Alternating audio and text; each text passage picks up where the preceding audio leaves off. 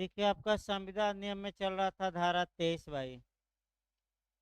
और सेक्शन 23 में ये बताया गया था, 4-5 सिद्धांत भी बताया गया था। पहला आपका जो पूछा भी गया था प्री में पिछली बार आपका, और बीएचयू एलएलएम में भी आया था कि किस बीएचयू एलएलएम में जो आया था वह ये आया था प्रवेश परीक्षा में कि किसकी तुलना आपका अनियंत्रित घोड़े से की गई है, तो पब्लिक पॉलिसी या लोकनीति की तुलना।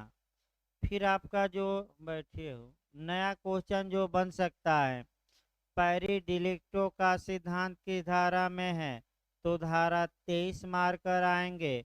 फिर आपका पिछली बार जे में पूछा गया था कि धारा 23 में क्या है, तो अनलॉफुल आपका कंसिडरेशन भी है और पर्पज भी है, दोनों है। यानी कि धारा 23 में अगर किसी करार का उद्देश्य आपका और प्रतिफल विधि विरुद्ध है या विधिपूर्ण नहीं है, तो वह करार इलीगल होगा, अवैध होगा। और अवैध होने का लास्ट जो परिणाम होता है वह वाइड या शून्य होता है। तो क्वेश्चन आपका बना है कि प्रत्येक अवैध करार शून्य होता है, लेकिन प्रत्येक शून्य करार अवैध नहीं होता। ये वाक्य अक्षरशः सत्य है, क्योंकि जो करार अवैध होंगे उसका लास्ट परिणाम वाइड होगा, और कुछ करार ऐसे भी होंगे जो अवैध नहीं है लेकिन शून्य जरूर है, जैसे 25 से लेकर और 30 तक की धाराएं अवैध नहीं है लेकिन शून्य जरूर है, तो ये भी आपका बताया जाएगा। अब बेयर एक्ट की भाषा शुरू किया जाए। कब किसी करार का उद्देश्य और प्रतिफल वैध होगा, कब अवैध होगा, इस बात का उल्लेख आपका ये सेक्शन 23 में किया गया है। जब भी 23 पढ़ेंगे तो आप धारा 10 को पहले कवर करिएगा, और सेक्शन 10 में क्या कहा गया है ये देखिए। कोई भी करार कॉन्ट्रैक्ट में तभी कन्वर्ट होगा जब उस करार का उद्देश्य और प्रतिफल, प्रतिफल माने मूल्य, आपका विधिपूर्ण हो। अगर विधि विरुद्ध है, अनलॉफुल है, तो वह करार संविदा में कन्वर्ट नहीं होगा। ये सेक्शन 10 में एक शर्त है। तो धारा 23 ये बताती हैं कि कौन से करार के उद्देश्य और प्रतिफल विधिपूर्ण होंगे और कौन विधिपूर्ण नहीं होंगे। तो सामान्य नियम यह है कि करार का उद्देश्य और प्रतिफल विधिपूर्ण होता है, सिवाय सिवाय का मतलब ये हुआ कि कुछ पॉइंट नीचे दिया गया है।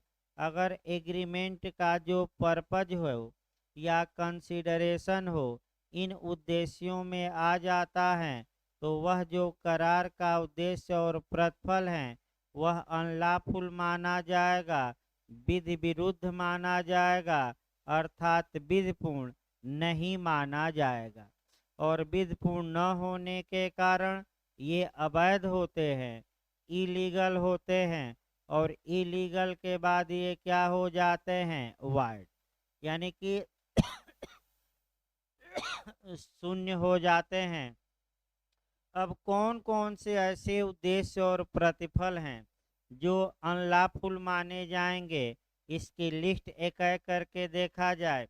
तो पहला आपका दिया गया था कि वह विधि द्वारा निषिद्ध हो। यानी कि अगर किसी करार का आपका प्रतिफल या उद्देश्य ला द्वारा प्रोविटेड हो, विधि द्वारा निषिद्ध हो, कानूनन रोक लगा दी गई है कि आप ऐसा करार नहीं करेंगे या ऐसे करार के लिए कोई प्रतिफल नहीं दिया जाएगा, तो वह करार आपका अनलॉफुल माना जाएगा, अवैध माना जाएगा। तो यहाँ विधि का मतलब क्या हुआ, पहली बात समझना है, और किन किन बातों को कानून द्वारा रोका गया है ये भी देखना है। दो तीन बातें आप देखिए। आपका पहला, जहाँ तक इस धारा में विधि का प्रश्न है, यहाँ विधि का मतलब आपका कह सकते हैं सामान्य विधि भी, स्पेशल विधि भी, लोकल विधि भी, और आपका पर्सनल विधि भी, और इसके बाद आपका जो प्रथा और रूढ़ियां हैं वह भी जो विधि का बल रखती हैं वो भी कानून मानी जाएगी। और प्रथा रूढ़ के बारे में एविडेंस बताते समय आपको डिटेल में बताया गया था। फिर एक बार याद करिए कि प्रथा रूढ़ को एविडेंस में कहाँ कहाँ आपका प्रावधान किया गया है। तो सेक्शन 30 बताया गया, फिर 32 का 4, 32 का 7, फिर 48, 49 और आपका 92 का परंतुक नंबर कौन सा 5। इतना याद रख के जाइए। पिछली बार आपका बिहार झारखंड में पूछा गया था ये क्वेश्चन, यही मॉडल से। अब आया कि आपका कानून द्वारा जिन जिन चीज़ों को रोका गया है आप वही कार्य कर रहे हैं, तो ऐसी दशा में उस कार्य का उद्देश्य और प्रतिफल क्या माना जाएगा? अनलॉफुल। तो कानून में पहले फिर एक बार देखिए, जो सामान्य कानून होते हैं जैसे कि आपका आईपीसी इत्यादि, जो स्पेशल लॉ होते हैं जैसे एससी एसटी एक्ट इत्यादि, जो लोकल लॉ होते हैं जैसे उत्तर प्रदेश भू राजस्व संहिता, फिर आपका जो पर्सनल लॉ होते हैं हिंदू लॉ, मुस्लिम लॉ, और जो आपका कस्टम और यूजेज होते हैं ये लॉ माने गए हैं। तो अगर इन कानूनों में किसी कार्य को करने से रोक दिया गया है और आप उसी कार्य को करने का करार करते हैं, उद्देश्य आपका वही है जो कानूनन रोका गया है, तो ऐसी दशा में वह एग्रीमेंट ही अनलॉफुल होगा, आपका विधि विरुद्ध होगा। और विधि विरुद्ध का मतलब ये होता है अवैध होना, और अवैध का लास्ट परिणाम क्या होगा? वाइड। तो दो तीन उदाहरण आपको हाँ,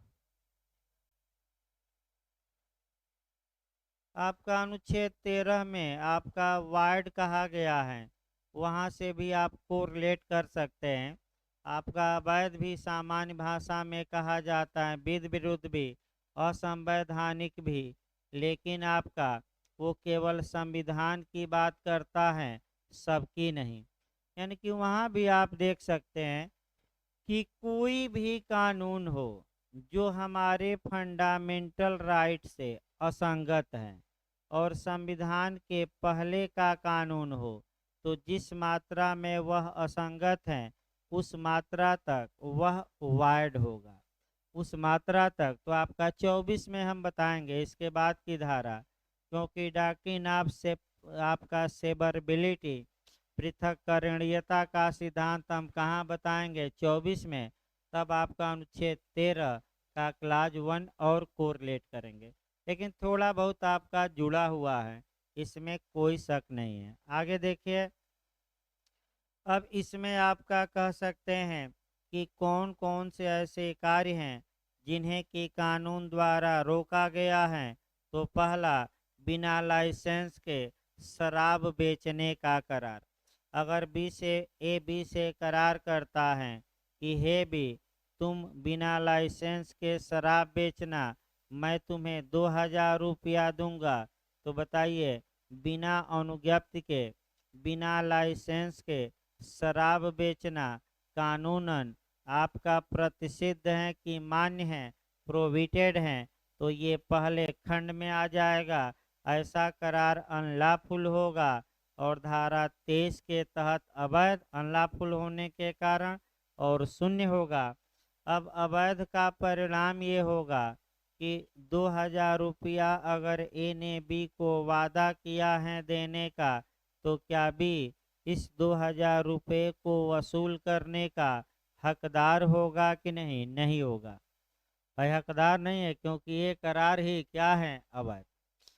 अब आइए, अगर ए बी को 2000 दे देता तो क्या ये बाद में 2000 रुपया अपना वापस पा सकता है कि नहीं? वह भी नहीं पा सकता, क्योंकि अवैध करार में अगर दोनों पक्षकार जानते हैं कि ये करार अवैध है, बराबर के दोषी हैं, पैरा डिलिक्टो का सिद्धांत लागू होगा और कानून किसी के बीच में कोई हस्तक्षेप नहीं करेगा। आगे बताएंगे हम। अभी आपका एक दिन और लगेगा, ये सेक्शन तब समाप्त होगा, क्योंकि कई इसमें महत्वपूर्ण बातें समाहित। अभी तो अभी बेयर एक्ट शुरू किया गया है। अगला आइए देखा जाए, आपका दलित वर्ग की भूमि देखा जाए। मान लीजिए एक एसटी कैटेगरी का व्यक्ति है, उसके पास कृषि भूमि है और एक व्यक्ति एग्रीमेंट करता है कि तुम हमें अपना किसानी की जो भूमि हो वह दान में दे देना, या हमें बेच देना, हमें पट्टा दे देना, हमें बंधक दे देना।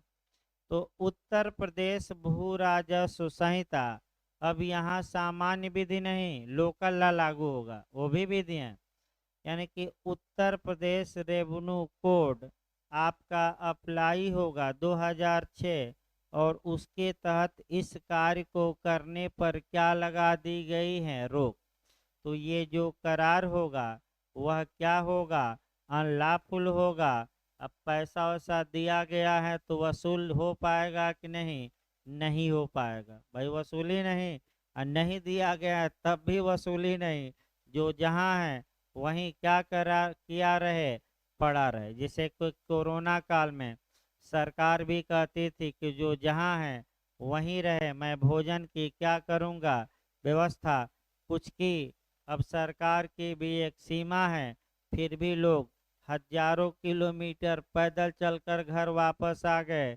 यानी कि गांव ने बता दिया कि आपातकाल में हम ही काम आते हैं, ये शहर के लोग काम नहीं आएंगे, गांव के लोग ही काम आएंगे। यानी कि गांव की महिमा बढ़ी किस काल में? कोरोना काल में। जो लोग गांव का दर्शन नहीं करते थे, शहर से जब मारे गए तो कहाँ भागे? कोरोना काल में गांव की ओर। तो गांव पर आपका लेख भी लोग लिखे थे, तमाम लेख आया। तो आपका अब अगला आइए। तो ये आपका बताया गया, आपका कह सकते हैं कि SC/ST एक्ट के तहत मामला। अगला मामला आ जाइए, आपका कह सकते हैं कि न्यायालयों के अधिकारिता को काटने वाला करार। इसके लिए अलग भी व्यवस्था की गई है, और धारा 29 जब हम बताएं 28 बताएंगे तो वहाँ भी बताएंगे।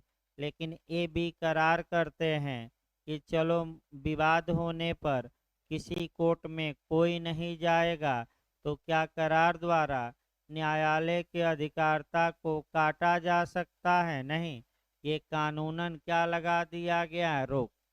अब आइए, क्या करार करके मूल अधिकारों के लिए उच्चतम न्यायालय में जाने से किसी को रोका जा सकता है? या किसी को धमकाया जा सकता है? बताइए तो। अगर सरकार ऐसे करार करती है कि जब हम बर्खास्त करेंगे तो तुम हाई कोर्ट सुप्रीम कोर्ट न जाना, ये करार शून्य होगा कि वैध होगा? माने नहीं, शून्य होगा कि वैध होगा? शून्य होगा, क्योंकि कोर्ट में जाने से किसी को रोका। अगर ऐसा होता तो रोज सरकार सरकारी नौकरी वालों से करार करा लेती और कोर्ट में जाने से क्या करा देती? रोक देती। एक उदाहरण हम देख रहे हैं मीडिया वालों का। ये मीडिया वाले, अब यूक्रेन खत्म हुआ, यूक्रेन का समाचार खत्म हुआ, तो अब दूसरे समाचार पर आ गए हैं। यानी कि इनको कुछ मिर्च मसाला चाहिए, ताकि टीआरपी हमारी क्या करती रहे? बढ़ती रहे। तो उसमें देखिए कुछ मीडिया वाले मोदी के अंधभक्त हैं और कुछ आपका विरोधी भी हैं। तो विरोध खुलकर एक ही मीडिया करता है, NDTV उर्फ रवीश कुमार जी। माने वो अच्छी बात को भी गलत बात में प्रस्तुत कर सकते हैं, ये खासियत है उनकी। यानी कि आपका और मोदी के खास विरोधी हैं, तो उनका आपका ये सही बात है कि जो अंधभक्त हैं वह एनडीटीवी का चैनल कभी लगाते ही नहीं। लेकिन आपका जो उचित है समाचार पत्रों में या जो भी हो, जो उचित हो उसको बताइए, अनुचित हो वो भी बताइए, लेकिन यही नहीं हो पा रहा है। ये तो आवाज़ जा रहे हैं ना, एक बार चेक करिए। तो एक बार चेक करिए ऑनलाइन में आवाज़ जा रही है ना, नहीं तो फ़ोन आ रहा है, अब उठा बाद में जाएगा। देखिए भाई, आपका ये कुछ उदाहरण हमने बताया जहाँ की आपका कह सकते हैं कि कानूनन किसी कार्य को करने पर रोक लगा दी गई है और उसी के लिए आपका करार कर रहे हैं। एक दो और उदाहरण हम बताए थे, फिर बताएं। जैसे कि मान लीजिए सरकार ने जंगल से लकड़ी काटने पर रोक लगा दी, या अफीम की खेती करने पर रोक लगा दी, चरस की खेती करने पर रोक लगा दी, और ए बी से करार करता है कि तुम अफीम की खेती करना, मैं तुम्हें 5 लाख रुपया दूंगा, तो ये करार भी धारा 23 में इसका उद्देश्य और प्रतिफल क्या माना जाएगा? अनलॉफुल। और अनलॉफुल होने के कारण ये करार ही क्या होगा? अवैध, और 1 पैसा कोई वसूल करने का हकदार नहीं होगा।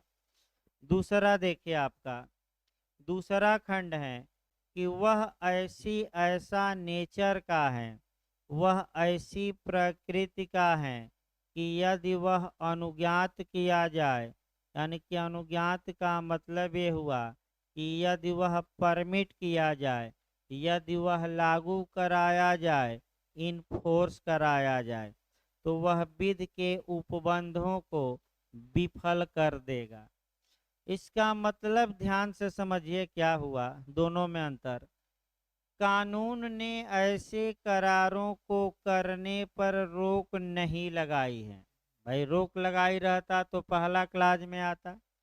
यानी कि कानूनन ऐसे करारों को करने पर रोक नहीं लगाई गई है, लेकिन करार की प्रकृति या नेचर इस प्रकार का है कि अगर उसे कोर्ट में इन्फोर्स कराया जाए, न्यायालय से उस करार को लागू कराया जाए, तो जो कानून का एम है या उद्देश्य है, वही उद्देश्य क्या हो जाएगा? विफल। तो ऐसे करारों का भी उद्देश्य और प्रतिफल क्या माना जाएगा? अनलॉफुल।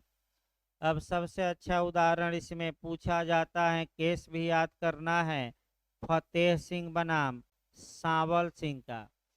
फतेह सिंह बनाम सांवल सिंह का केस है, फिर एक बार याद रखिए, फतेह सिंह वर्सेज सांवल सिंह का केस है।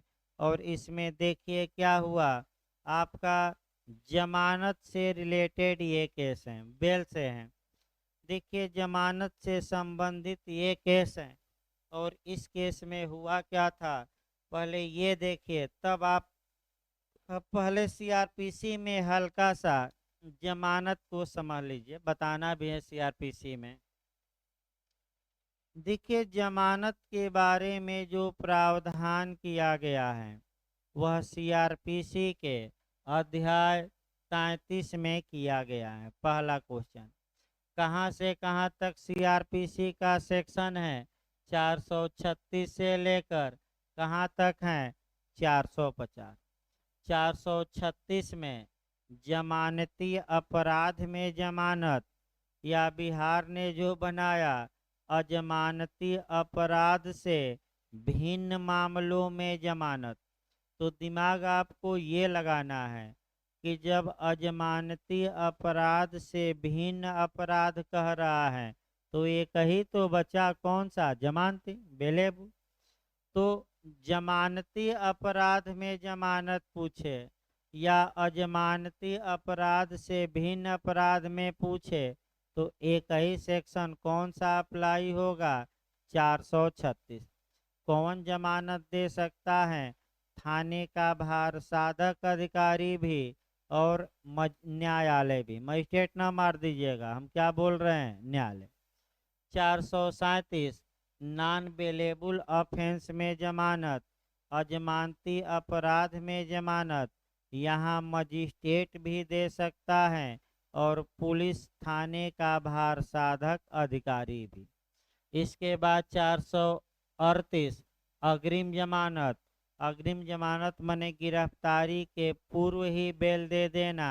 कौन दे सकता है? दो ही न्यायालय हैं, या तो कोर्ट ऑफ सेशन या हाई कोर्ट।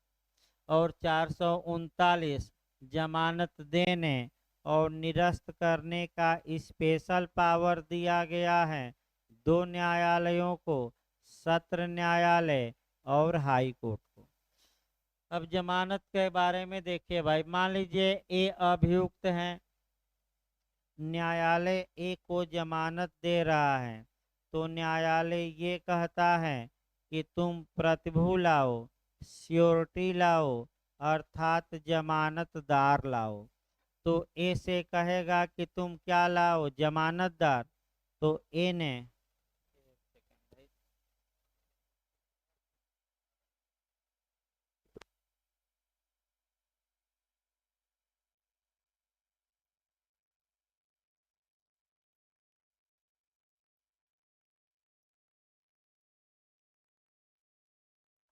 मैं जब एक बार फोन ना उठे तो आप लोग बार बार ना मिला करिए। जो ऑनलाइन पढ़ रहे हैं उनके लिए बताया जा रहा है, हम खाली होके कॉल बैक कर लिया करेंगे। इसमें एक बार फोन ना उठे तो बार बार ना मिला करिए। फिर एक बार देखिए भाई इसका उद्देश्य। अब ए से कहा गया कि जमानतदार लाओ, तो ए ने दो जमानतदार पेश किया। कौन कौन? बी तथा सी। तो बी तथा सी स्वयं की जिम्मेदारी लेते हैं, स्वयं की, कि जब जब न्यायालय ए को बुलाएगा हम लोग अपने दम पर स्वयं जिम्मेदारी लेते हैं कि अभियुक्त को न्यायालय में पेश कराएंगे, आप ए को जमानत दे दीजिए। इसके लिए न्यायालय इसके लिए न्यायालय बी से भी कुछ रकम मांगता है, सी से भी रकम मांगता है। तो मान लीजिए बी से 20,000 मांगा कि जमा करो, और किससे मांगा? सी से भी 20,000। अगर ए फरार हो जाता है तो इनका 20,000 क्या होगा? जब्त, क्योंकि इन्होंने क्या ली है? जिम्मेदारी। अब आइए आपका जमानत का उद्देश्य। अब यहाँ रकम बस चेंज कर दीजिए। अब उस आपका उदाहरण में जो आपका फतेह सिंह का केस है, बस रकम 20,000 न मंगवा कर कितने मंगवाइएगा? 5,000। अब ध्यान से देखिए क्या हुआ था। ए ने बी से कहा कि हे बी, तुम मेरी जमानत ले लो और मैं तुम्हें 5,000 रुपया दे रहा हूँ। ए ने बी को 5,000 रुपया दे दिया और कहा कि हे बी, तुम मेरी जमानत ले लो।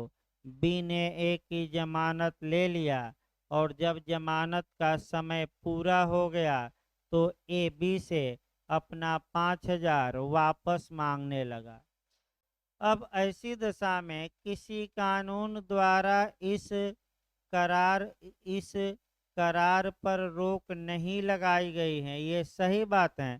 कानूनन यह करार वैध है, लेकिन सेकंड खंड ये कहता है कि अगर करार इस नेचर का हो कि उसे लागू कराया जाए तो कानून का उद्देश्य ही क्या हो जाएगा? विफल। तो आप लोग बताइए, अगर ए को बी से पैसा वापस दिलवाया जाए तो कानून का उद्देश्य विफल हो जाएगा। क्या उद्देश्य है? कि जो जमानतदार होते हैं वो स्वयं की जिम्मेदारी पर आपका ये जिम्मेदारी लेते हैं कि हम अभियुक्त को कोर्ट में पेश करवाएंगे, और अगर अभियुक्त जमानतदारों की जिम्मेदारी स्वयं ले ले और जमानत को क्या देकर खरीद ले? पैसा। तो जो कानून का उद्देश्य है कि कौन जिम्मेदारी ले? जमानतदार। वह उद्देश्य सफल होगा कि विफल? विफल। तो अतः ऐसे करार को जो किसी कानून के उद्देश्य को क्या कर देते हैं? विफल। क्या प्रवर्तित कराया जा सकेगा कि नहीं? नहीं। माने कानून अगर लागू कराया जाता तो जो बेल का मुख्य उद्देश्य था कि जमानतदार गारंटी ले, वे उद्देश्य ही क्या हो जाता? विफल। और अगर ऐसी छूट दे दी जाए तो प्रत्येक जमानतदार अभियुक्त से यही कहेगा कि तुम मुझे पैसा दो और तब मैं तुम्हारी क्या लूँगा, जमानत। और जबकि जमानतदार का दायित्व व्यक्तिगत है, वह व्यक्तिगत रूप से पैसा दे कोर्ट को, ये नहीं कि अभियुक्त को लेकर दे। अगला दूसरा ये हो गया। तीसरा देखिए, वह कपटपूर्ण है। अगर करार का पर्पज और कंसीडरेशन, यानी कि यदि आप देखिए भाई, आपका एक दो और उदाहरण बताया जाए कि भाई आपका एक है, ये तो जमानतदार का उदाहरण हुआ। अब्दुल, देखिए आपका दूसरा केस बताया जाए, एक दो और केस, क्योंकि केस में कमी न हो वो भी ध्यान रखना है। अब्दुल बनाम हुसैनी वी, अब्दुल बनाम हुसैनी बी का मामला है 1904 का, बॉम्बे हाई कोर्ट का। अब देखिए इस उदाहरण में देखिए, कानूनन आपका अब्दुल बनाम हुसैनी बी, बी लिखना है, हुसैनी वी। देखिए इस केस में क्या हुआ। एक स्त्री ने अपने पति से करार किया, मुस्लिम स्त्री ने, कि विवाह के पश्चात भी वह सदा अपने माँ बाप के पास रहेगी। तो ये करार कानूनन कहीं प्रतिसिद्ध नहीं है, यानी कि कानून कहीं भी इस करार पर रोक नहीं लगाता। लेकिन आप अपना दिमाग लगाइए कि अगर स्त्री ने पति से करार किया है कि मैं विवाह के बाद भी अपने माता पिता के घर ही रहूंगी, तो ऐसी दशा में यह करार ऐसा है जो विवाह के उद्देश्य को ही क्या कर देगा, विफल। भाई कानूनन आपका रोक नहीं है, लेकिन इस करार को अगर न्यायालय क्या करे, मान्यता दे, तो जो विवाह का मुख्य उद्देश्य है कि पत्नी जाकर पति के घर रहे, अपने माता पिता के घर न रहे, ये उद्देश्य क्या हो जाएगा, विफल। अतः न्यायालय ने इस खंड का सहारा लेकर इस करार को भी अनलॉफुल घोषित किया, विधि विरुद्ध घोषित किया। आपका कह सकते हैं। अब जो पूछा जाता है, दत्तक वाला पूछा गया भाई। आपका ये जो दत्तक वाला, एडाप्शन वाला या गोद वाला मैं बता रहा हूँ, एडाप्ट करना, ये क्वेश्चन आपका आ चुका है, हिंदू लॉ में भी आया था और कॉन्ट्रैक्ट दोनों में बनता है। ए बी से करार करता है कि हे बी, तुम मुझे 5,000 रुपया देना और मैं अपने बच्चे को तुम्हें गोद दूंगा।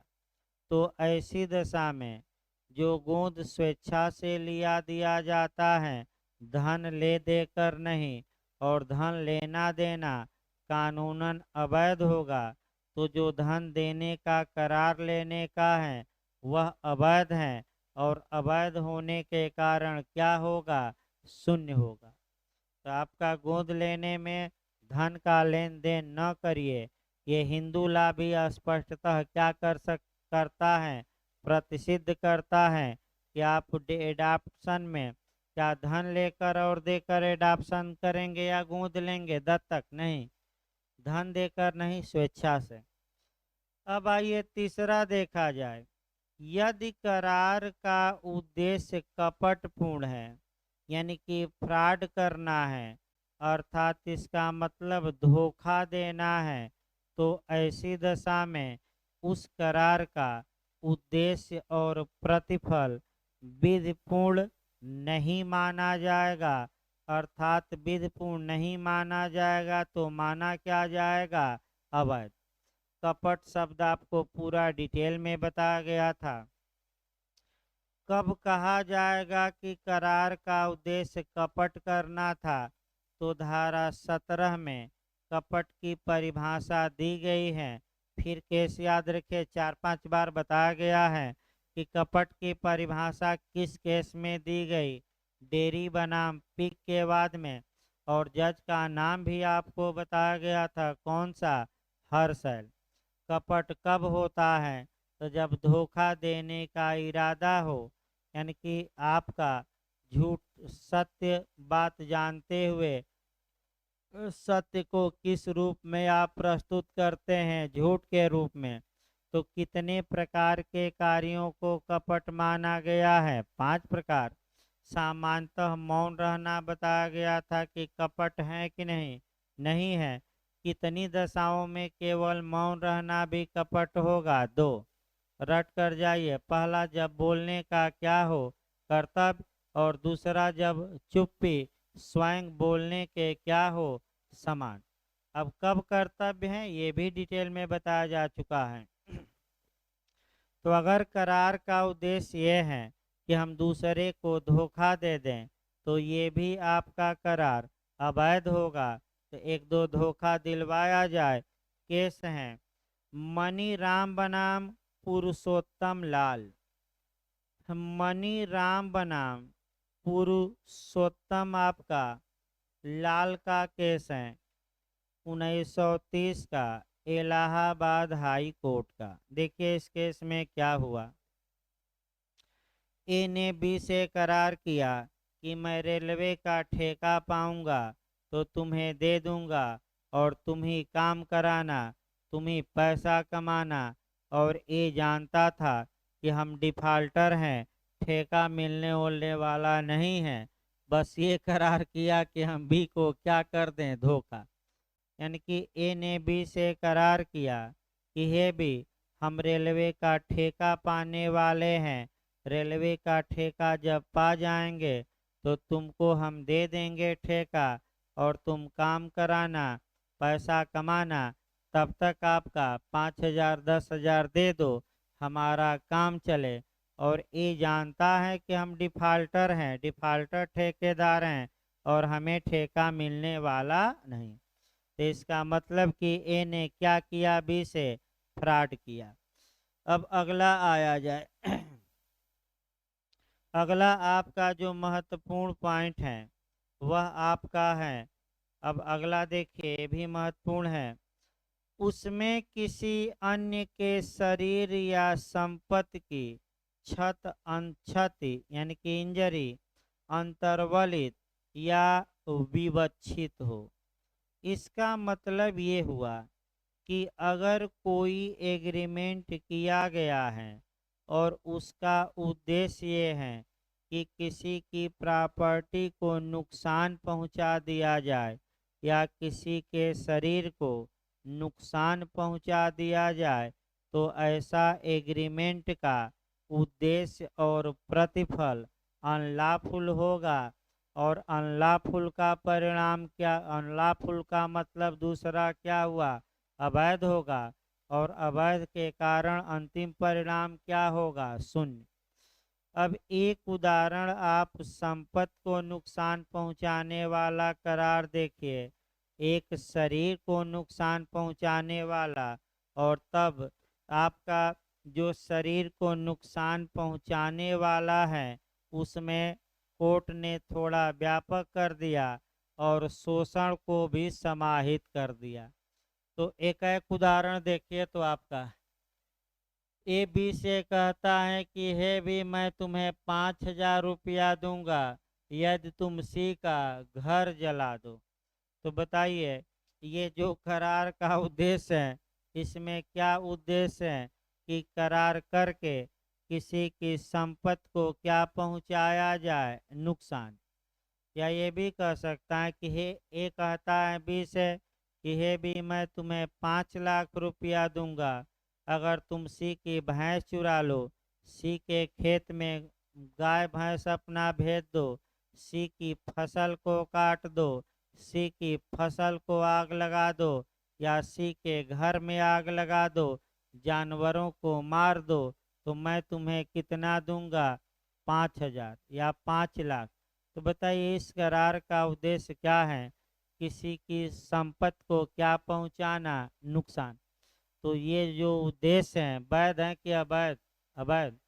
अगर ए बी को 5,000 रुपया नहीं देता तो क्या बी कोर्ट द्वारा वसूल सकता है? नहीं। और अगर बी को 5,000 रुपया मिल ही गया है पहले और बी काम करने से इनकार कर देता है, तो क्या बी से ए पुनः वसूल सकता है कि नहीं? नहीं, क्योंकि दोनों पक्षकार बराबर के क्या हैं? दोषी। तो कानून कोई हस्तक्षेप नहीं करेगा। ये शरीर को नुकसान पहुंचाने वाले करार हुए। एक संपत्ति को आइए, ए बी से करार करता है कि हे बी, अगर तुम सी की हत्या कर दोगे तो मैं तुम्हें 5 लाख रुपया दूंगा और 2.5 लाख एडवांस दे रहा हूँ, और 2.5 लाख काम हो जाने के बाद। जैसे कि आपका सिद्धू मूसेवाला की हत्या करवाई गई, तो उसमें भी आपने देखा कि जो बड़े जगलर बैठे हैं विदेश और जेल में, कराया उन्होंने ही, लेकिन साक्ष्य मिलना मुश्किल होता है कि इन्होंने कराया, क्योंकि ये जो षड्यंत्र है ये गुप्त रूप से पलता है, गुप्त रूप से बढ़ता है, गुप्त रूप से कार्यान्वित होता है। इसीलिए जो बड़े बड़े जगलर होते हैं वह बच जाते हैं, क्योंकि षड्यंत्र का साक्ष्य ही नहीं छोड़ते। अभी भी पुलिस हवा में ही तीर चला रही है, कौन अपराध किया अभी भी डिसाइड नहीं कर पा रही हैं। तमाम लोगों को पकड़ रही हैं, अभी आपका हवा में तीर चलाया जा रहा है, कोई डिसाइड नहीं हो पाया। तो उसी प्रकार अगर ए बी से कहता है, करार करता है कि हे बी, तुम सी की हत्या कर देना, मैं 2.5 लाख दे रहा हूँ, 2.5 लाख बाद में दूंगा, तो क्या ये 2.5 लाख न तो वापस होगा और न बचा 2.5 लाख वसूला जाएगा, और ये करार धारा 23 के तहत क्या होगा? अवैध होगा। अवैध होने के कारण शून्य होगा और कोई वसूली होगी कि नहीं? नहीं, जो जहां ले लिया वहां क्या लेकर क्या है? पड़ा है। अवैध का परिणाम ही होगा कि धन की वापसी होगी कि नहीं? नहीं होगी।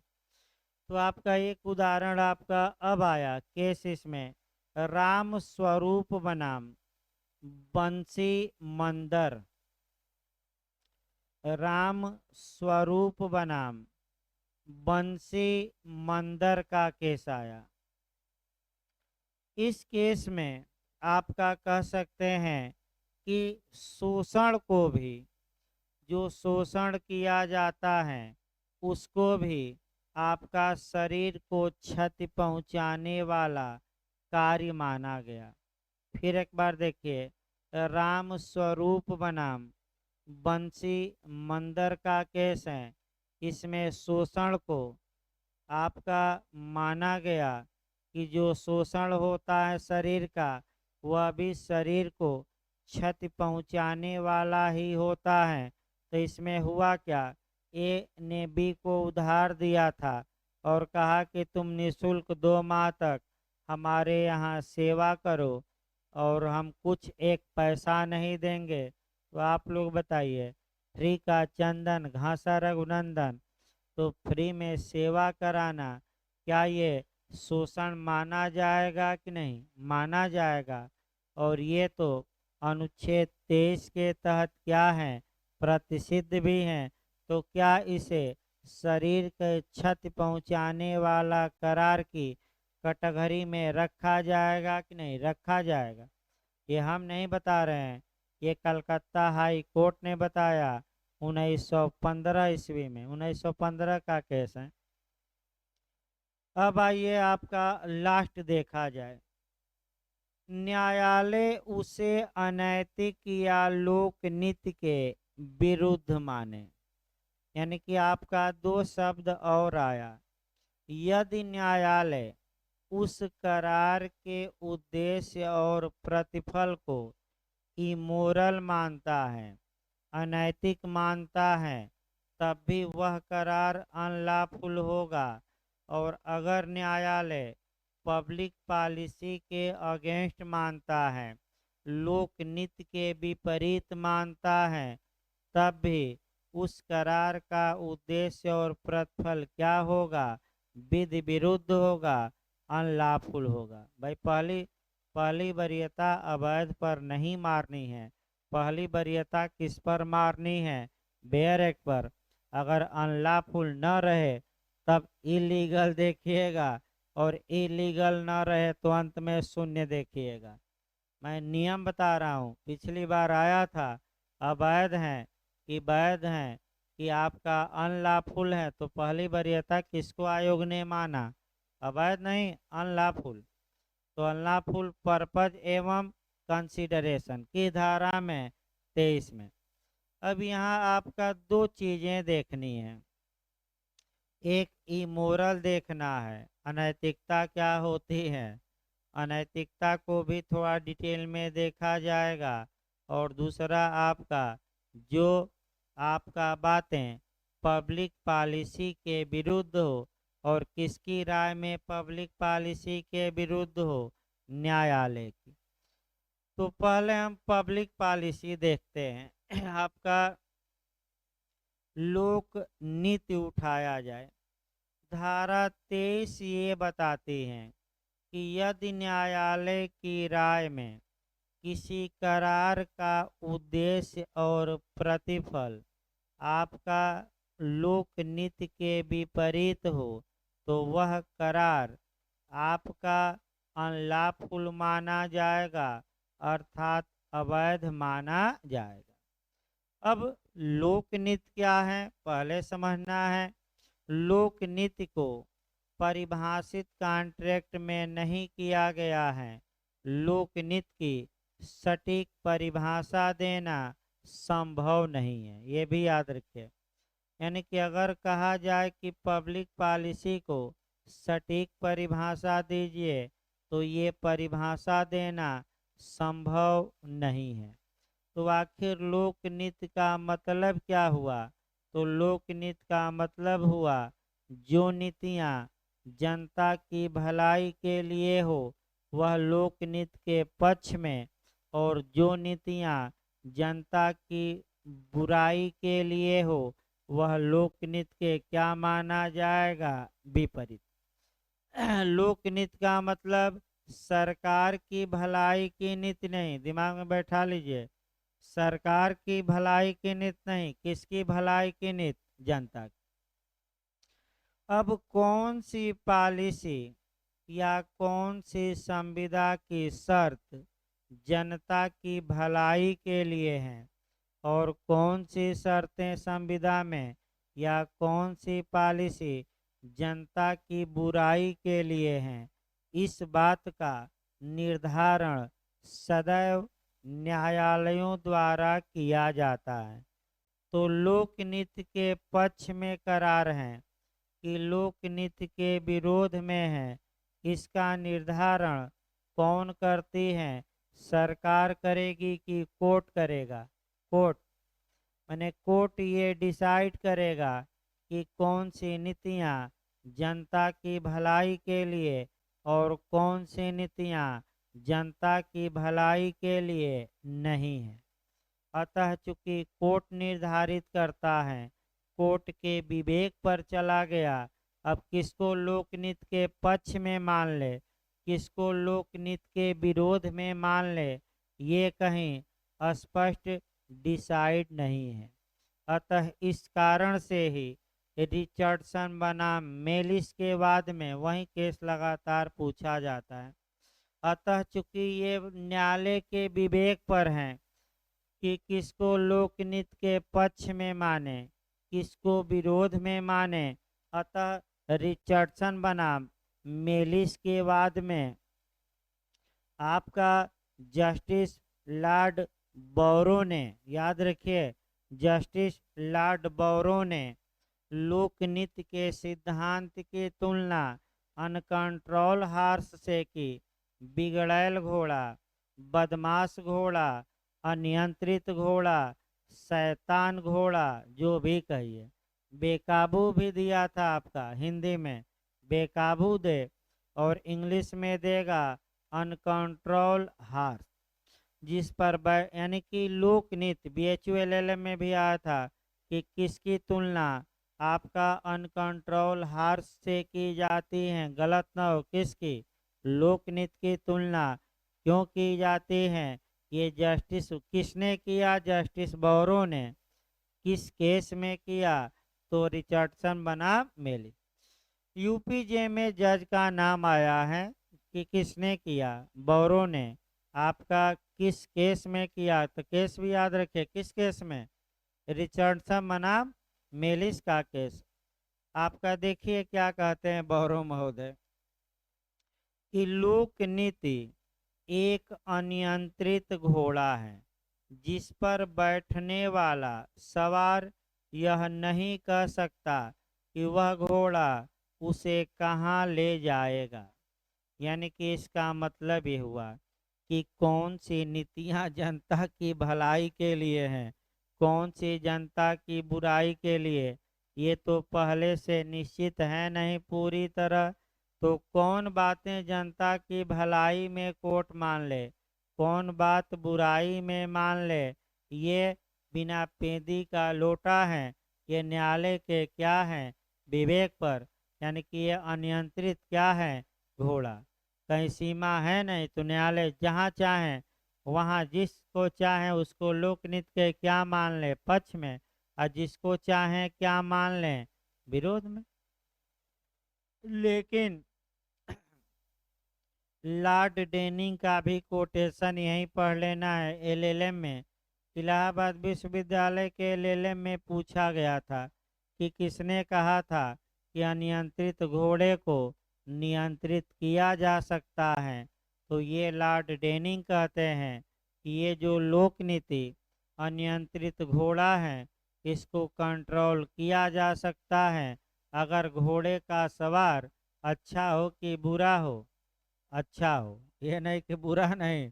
यानी कि जो दूल्हा, फिर एक बार समझिए दूसरी भाषा में, जो दूल्हा घोड़े पर बैठा है अगर वह अच्छी सवारी घोड़े की जानता है तो घोड़ा लाख परेशान करे, वह घोड़े को क्या कर सकता है? कंट्रोल में कर सकता है। लेकिन जो दूल्हा घोड़े पर कभी सवारी ही नहीं किया, अब पहली बार घोड़ा पर बैठा, तो पता ना घोड़ा सही चले कि कहीं उलट उलट दे दूल्हे को, ये कोई भरोसा नहीं है। तो उसी प्रकार आपका लॉर्ड डेनिंग कहते हैं कि अगर सवार अच्छा हो तो ये लोकनीति फायदेमंद हैं, और सवार अच्छा हो, जज अच्छा हो, तो इस घोड़े पर सवारी कर सकता है और घोड़े को क्या कर सकता है? नियंत्रित। तो लोकनीति को मैंने बाहरी। अब आइए, इसके बाद आपका जो देखा जाता है आपका लोकनीति के बारे में, आपका 2-3 केस पहले भारत में देखा जाता है। ये तो हम बताए आपको पब्लिक पॉलिसी के विरोध में। आपका एक दो केस और हम देखते हैं। एक तो आपका एयर इंडिया वाला, विमान वाला, आपका उसमें आपका कौन सा केस है? नरगिस मिर्जा का है क्या है? नरगिस मिर्जा है ना? नरगिस मिर्जा बनाम एयरपोर्ट अथॉरिटी।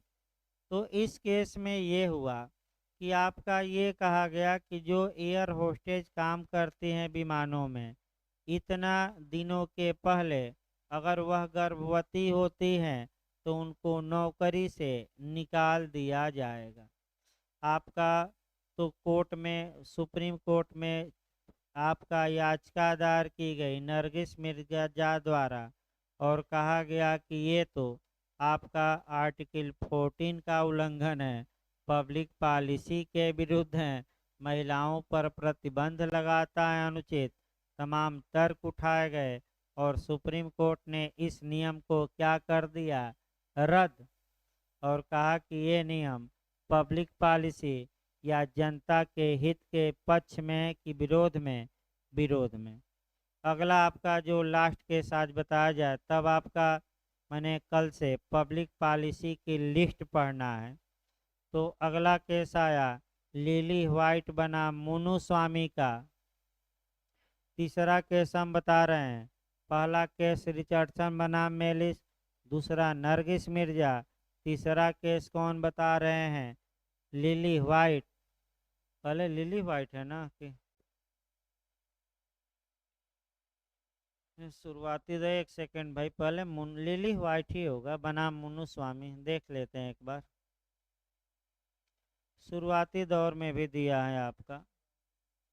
हाँ, शुरू- लिली व्हाइट है ना। लिली व्हाइट बनाम मुन्नू स्वामी।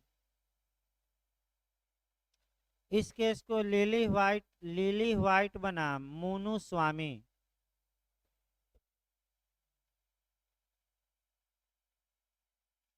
मुन्नू स्वामी है भाई। देखिए, आपका इस केस को कल भी मैं बताया था, फिर एक बार बता रहा हूँ।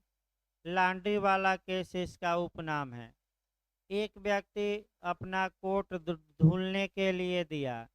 लॉन्ड्री वाले ने एक रसीद दी कि अगर आपका कोट भूल जाएगा तो कोट की कीमत की मैं कितना दूंगा, केवल 50%। कोट भूल गया और 50% वह देने के लिए तैयार था, लेकिन न्यायालय ने कहा कि ये जो शर्त आप लगाए हैं कि 50% ही देंगे, ये पब्लिक पॉलिसी के क्या हैं, विरोध में, और ये शर्त आपकी मानी नहीं जा सकती। ये तो लोक नीति के विरुद्ध है। अतः ये शर्त हम खारिज करते हैं, और ये शर्त हम मान लें तो लोकहित को नुकसान पहुंचेगा। अतः आप पूरा पैसा दीजिए। और भी चीज़ें कहा कि अगर ऐसी शर्तें मान ले न्यायालय, तो जो व्यक्ति कोट धुलने के लिए लिया है वह करेगा क्या कि कोट खुद ही रख लेगा, बेच देगा, और केवल सभी ग्राहकों को कितना वापस कर देगा, 50%। इससे बेईमानियां बढ़ेंगी, लोग बेईमानी पर उतर आएंगे, विवाद बढ़ेंगे। अतः ये माना नहीं जाएगा, और पूरा पैसा आप क्या करिए, वापस। लास्ट उदाहरण ट्रेन का।